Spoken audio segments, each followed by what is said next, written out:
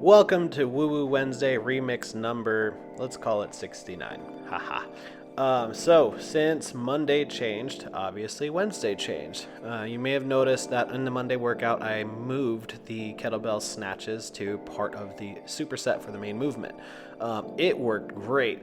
The combination of the vertical press with then the snatch with then the pull-up, legit. I highly suggest you try it. For reasons that I don't need to worry about in this video, because we're still talking about why the hell we changed the program again and why the whole gym got moved around. This comes back to, again, looking at how I'm going to define vitality going forward, and with that new definition, what are my current weak points? And what are the things that I have overlooked doing? Well, the point of Wednesday, the WooWoo Wednesday, has always been to train the ether, or the pieces between the other main parts of the more traditional looking days, right? I have an upper body day, I have a lower body day. I'm rotating max effort and dynamic effort for lower, and I'm rotating max effort with the repetition method for upper. So volume work and hypertrophy for shoulders, and then a heavier overhead press, and then running opposite on Friday, a heavy deadlift variation followed by dynamic squatting the week afterwards, right? With kettlebells and everything interspersed in a very creative way that I came up with.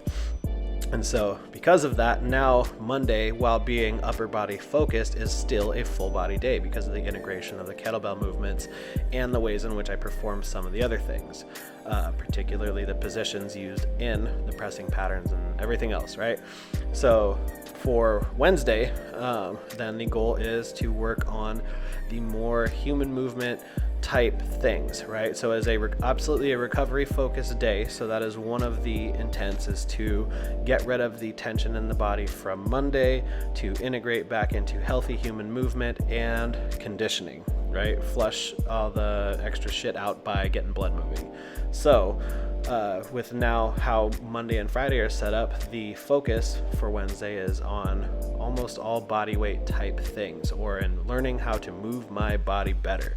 So this is a combination of all of the things that I'm the worst at, or I'm terrified of doing, or that highlight almost all of the weaknesses or imbalances that are still left, right? So I'm not saying that I'm doing a great job of any of the movements on this day, but these are all the movements that I'm the worst at put into a day, and I'm intentionally giving them this much amount of focus, because the gaps in my movement, if I want to be a functional, strong human being, that can do a lot of shit, right, no matter where and how, then I am not so great at getting up and down off of the ground. I'm really strong, but I'm strong in just the patterns that I train, not in everything in between.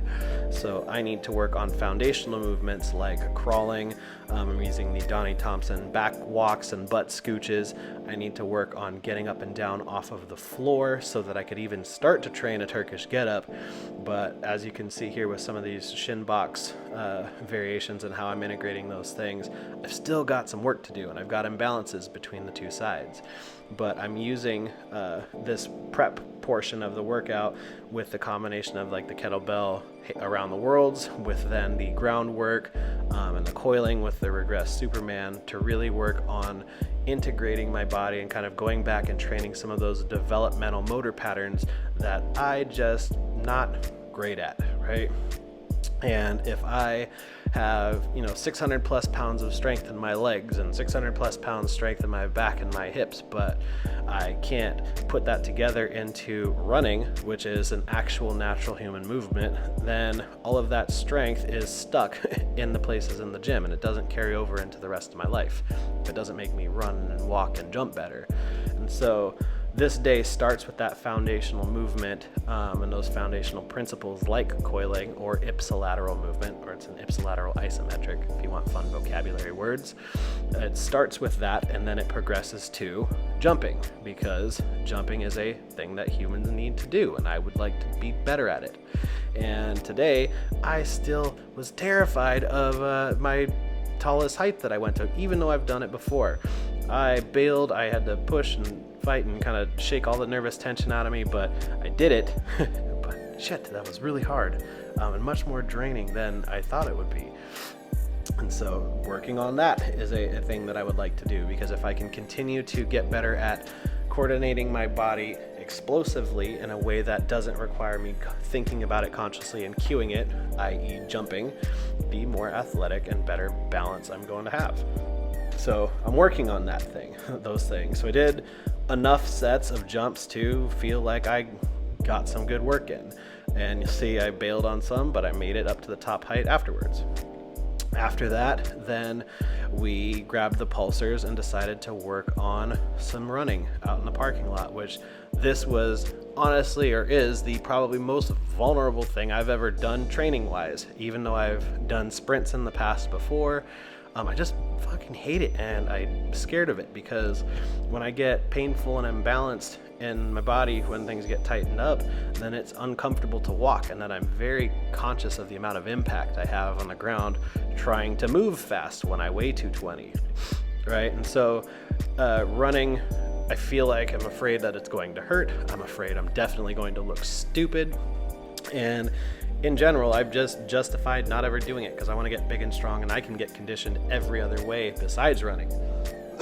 So I've left it as a glaring weak point, same as with some of the jumping. So we also worked on that, right? And so the day is to emphasize those places that I have been avoiding and that are also just basic human movements, because if I can get better at running and I can develop a healthy gait, that means that my posture is in place, right? My posture is healthy, but then I also am able to coordinate my body to do things like move itself, right? And if I can squat and deadlift 600 plus pounds with everything not that coordinated, then how much better will my output be when I can coordinate my body in that way, right? And that's why you can see over the course of the, I think, 5 sets that I included in the video here, the jumps get better and they look more coordinated. The running here, while kind of derpy, and I can see that my right foot is definitely swinging out and my gait is not the same between the two hips, and it, like, all those things, right? I see all of the flaws in how kind of dorky this looks, but it felt really good. It felt kind of like I was flying because I don't normally move that fast ever. I just kind of like walk, right? So I'm comfortable with walking. I'm not comfortable with my body moving this fast, and once I kind of get up to speed, because I can sprint fairly quickly up to about 40 yards, once I get up to speed, it's hard to coordinate things for me, and I don't really know what I'm doing with my arms and legs. And it just feels stupid looking. So I worked on that. Here it is. We did a few sets. The biggest hurdle was just doing it. So after that, the program has set up a spot for just some GPP work, and I picked things that, again, resemble normal life shit, right? So there's sledgehammers that can be on this day. We might use the battle ropes in some weird ways. Probably going to use the RMT clubs. You're probably going to see the hydrocore still in place there.